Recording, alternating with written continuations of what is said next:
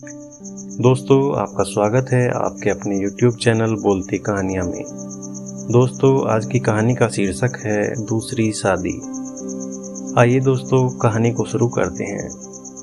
जब से नेहा दिल्ली की इस नई कॉलोनी में रहने आई थी, उसका ध्यान बरबस ही सामने वाले घर की ओर चला जाता था, जो उसकी रसोई की खिड़की से साफ नजर आता था। एक अजीब सा आकर्षण था इस घर में। चहल पहल के साथ साथ वीरानगी और मुस्कुराहट के साथ साथ उदासी का एहसास भी होता था उसे देखकर। एक 30-35 वर्ष का पुरुष अक्सर अंदर बाहर आता जाता नजर आता था। कभी कभी एक बुजुर्ग दंपति भी दिखाई देते थे और एक 5-6 वर्ष का बालक भी था। उस घर में नेहा की उत्सुकता तब और भी बढ़ गई जब उसने एक दिन वहां एक युवती को भी देखा। उसे देखकर उसे ऐसा लगा कि वह यदाकदा ही बाहर निकलती है।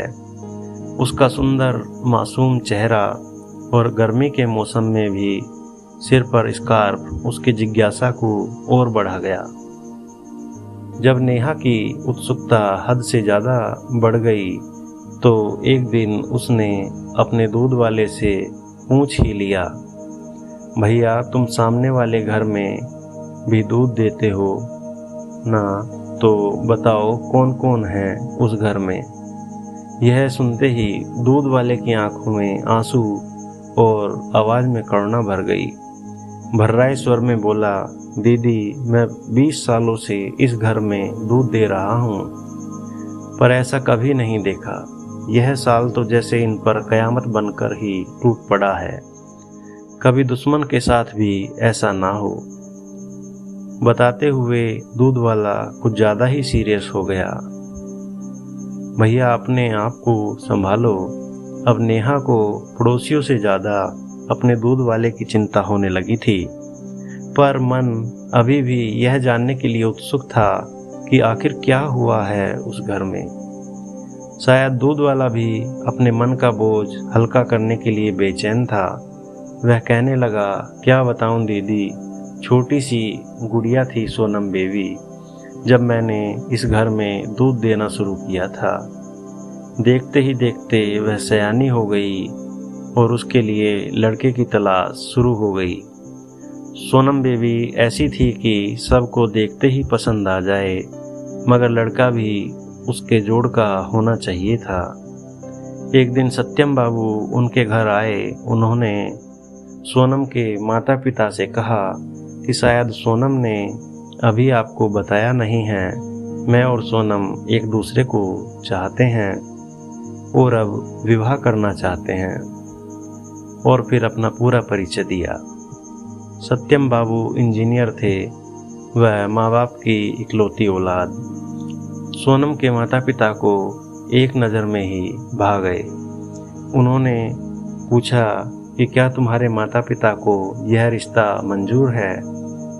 यह सुनकर सत्यम बाबू कुछ उदास हो गए। फिर बोले कि मेरे माता पिता अब इस दुनिया में नहीं हैं। 2 साल पहले एक कार एक्सीडेंट में उनकी मौत हो गई थी। यह सुनकर सोनम के माता पिता बोले कि हमें यह रिश्ता मंजूर है, पर इस शर्त पर कि विवाह के बाद भी तुम सोनम को लेकर यहाँ आते जाते रहोगे। सोनम हमारी इकलौती संतान है। तुम्हारे यहाँ आने जाने से हमें अकेलापन महसूस नहीं होगा और हमारे जीवन में बेटे की कमी भी पूरी हो जाएगी। सत्यम बाबू राजी हो गए।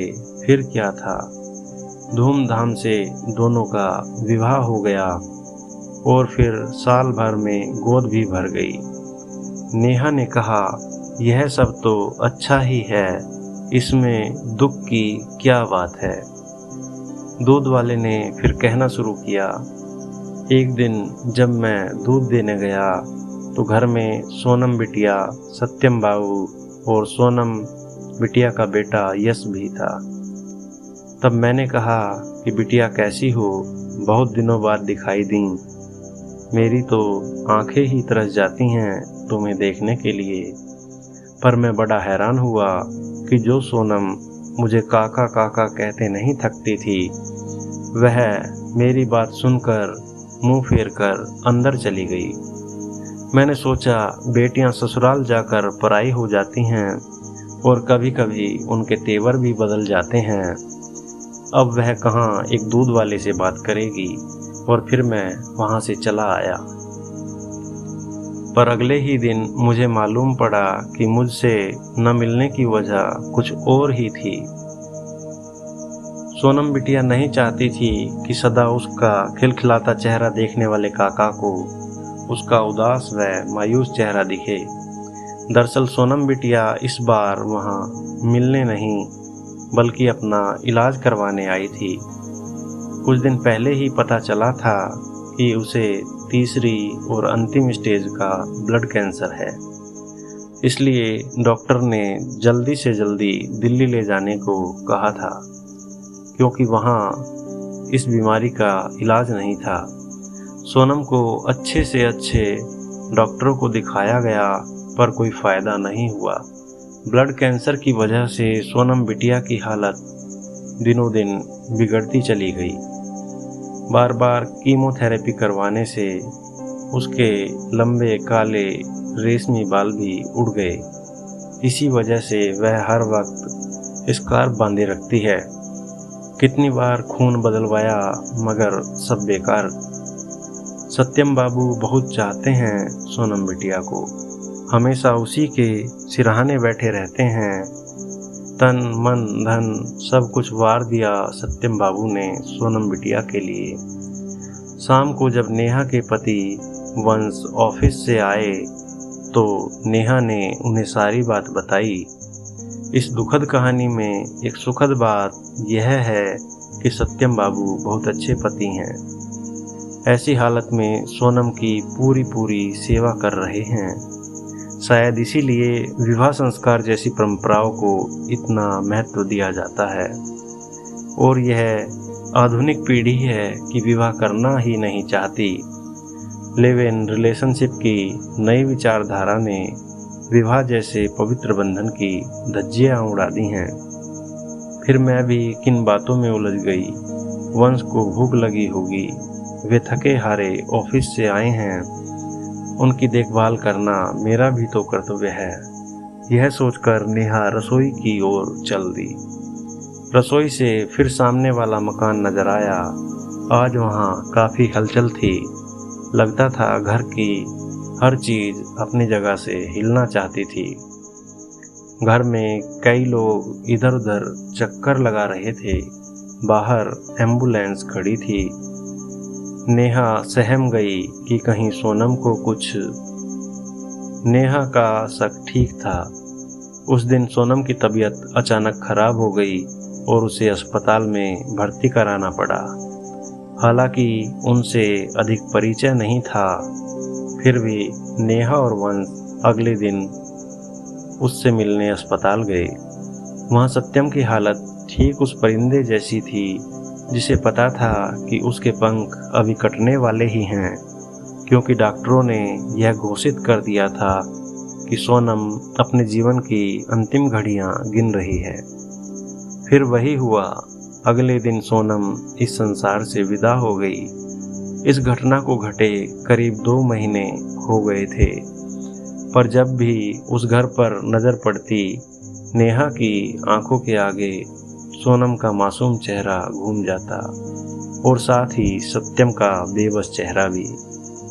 मानव जीवन पर असाध्य रोगों की निर्ममता का जीता जागता उदाहरण और पति फर्ज की साक्षात मूर्ति सत्यम। दोपहर के 2 बजे थे। नेहा घर का सारा काम निपटा कर लेटने ही जा रही थी कि दरवाजा खटखटाने की आवाज आई। दरवाजे पर एक महिला थी। शायद सामने वाले घर से आई थी, क्योंकि नेहा ने इन दिनों कई बार उसे वहां देखा था। उसका अनुमान सही था। मैं आपको न्योता देने आई हूँ। कुछ खास है क्या? हाँ, कल शादी है ना, आप जरूर आइएगा। इससे पहले कि नेहा कुछ और पूछती वह महिला चली गई। शायद वह बहुत जल्दी में थी। वह तो चली गई, पर जाते जाते नेहा की नींद उड़ा गई। सारी दोपहरी बस यही सोचती रही कि आखिर किसकी शादी हो रही है वहाँ, क्योंकि उसकी नज़र में तो उस घर में अभी कोई शादी लायक नहीं था।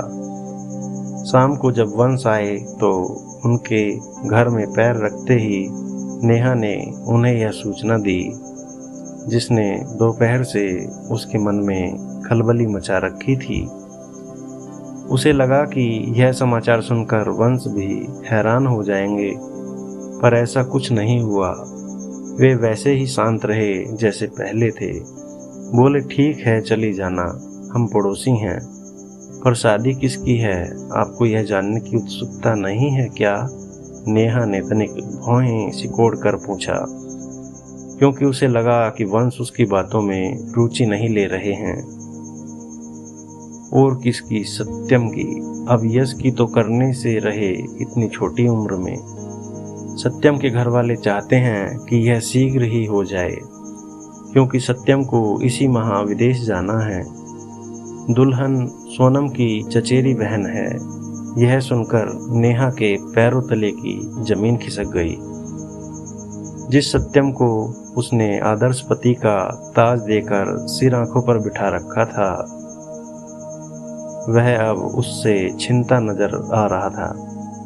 उसने सोचा कि पत्नी को मरे अभी 2 महीने भी नहीं हुए और दूसरा विवाह, तो क्या वह प्यार, सेवा भाव, मायूसी सब दिखावा था?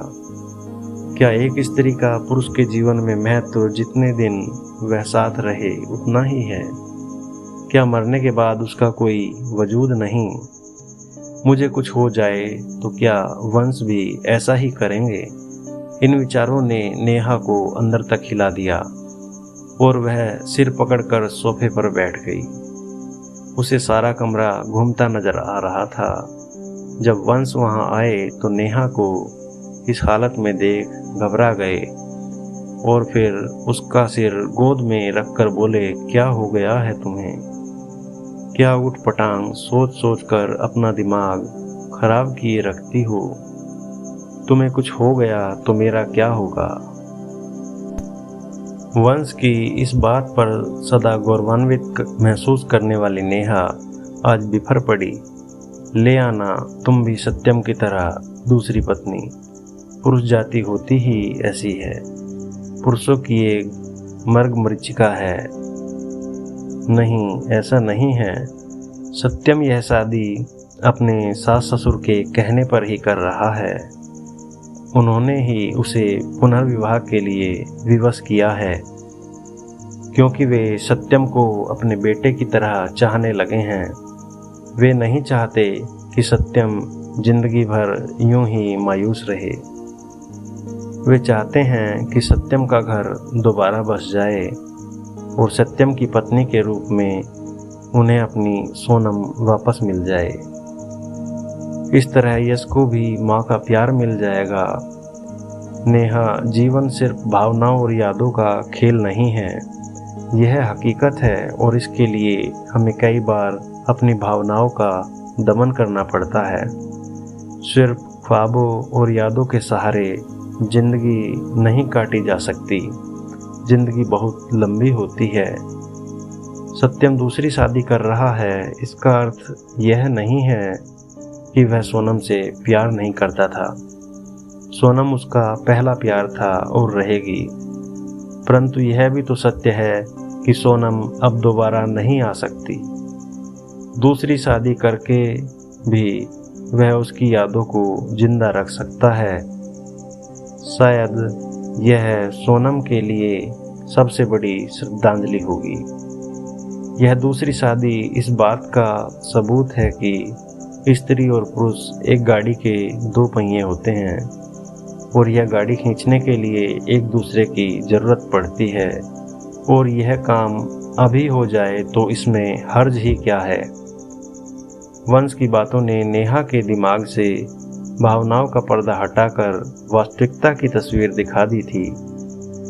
अब उसे सत्यम के पुनर्विवाह में कोई बुराई नजर नहीं आ रही थी और न ही वंश के प्यार पर अब कोई शक की गुंजाइश थी।